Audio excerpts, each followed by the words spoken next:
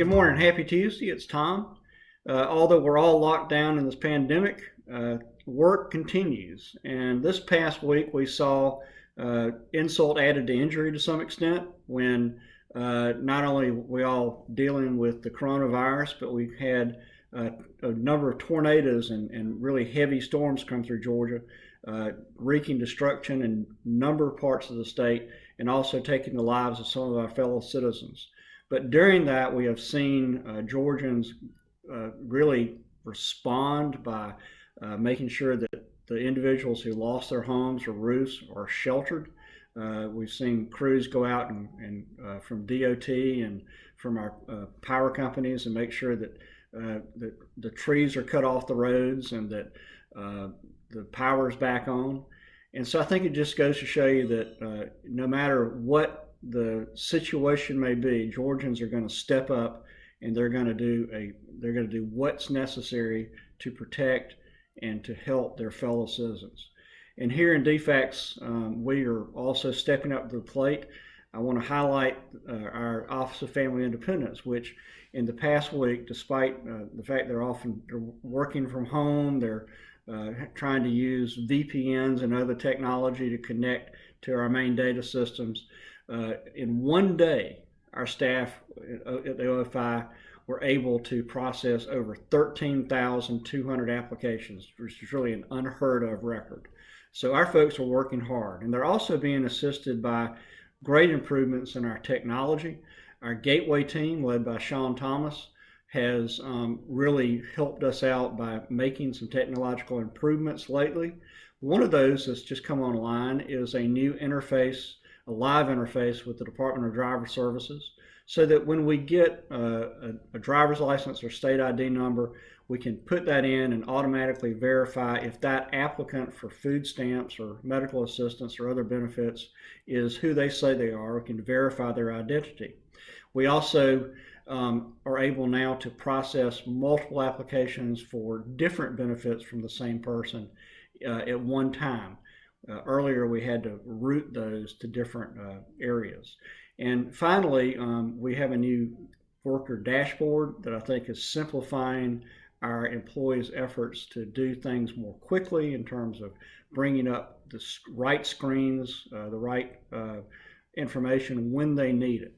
So those technological improvements combined with the great work ethic of our employees is making sure that Georgians who, especially at this time, need food stamps and medical assistance and other benefits from the state are getting those.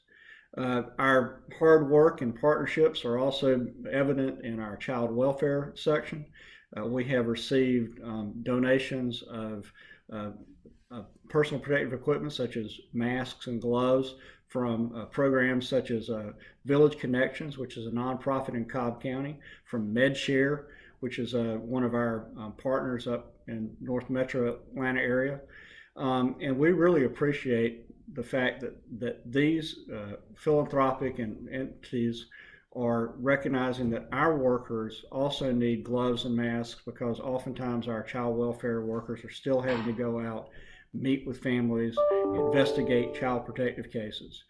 We also know that during this time, we're really having to improve our outreach, especially to the education community, to make sure that while our teachers are doing online teaching, that they can also help us identify potential cases of child abuse and neglect, because we don't have eyes on those children. And so this past week, Region 4 Director Jeffrey Brown and Butts County Director Holly Line participated in a webinar or a podcast, I guess, last week with the Georgia Association of Educational Leaders. And they talked about ways that educators and others can make sure that we're continuing our vigilance over children who are doing online school now, children who we would normally see in our schools, but now we need to be extra vigilant to make sure that they are safe while they're doing online or virtual classes. This is really important now, and we've also put up some resources on the web on our DFACS webpage, and I'll get Ramirez to put that link for you for information for educators. I want to also recognize the good work of folks like Susan Cooper. Susan is an administrative assistant up in Walker County, but she's vice president of the Georgia Public Human Services Association, and she is doing things like regularly sending out very encouraging notes to her colleagues. And it's that kind of mutual encouragement we need at this time. So I appreciate Susan doing that, and I would encourage everyone to reach out to your colleagues, to reach out to your family and friends, and let them know that although we may be physically separate, we're still one big family that cares for each other. As many of you know, this is Child Abuse Prevention Month. We still got 2 more weeks in it, and it's really important at this time when children are not in school, when we don't have our network of teachers and daycares and volunteer coaches who let us know about children in trouble, that we continue to to do what we can to keep an eye on the children in our community. One thing we need to do is make sure that parents understand that getting help when they are under stress, when they're at the breaking point, is normal. It's okay. It's what we want them to do. And you can call 1-800-CHILDREN or go to www.pcageorgiahelpline.org for a long list of resources on how you can help Georgia's families and how, if you're a parent, you can get the help that you need. We really need to spread the word on the fact that many families are, especially at this time, hurting, and we need to do our best as neighbors to watch out for them. Don't miss your opportunity to help prevent child abuse and neglect.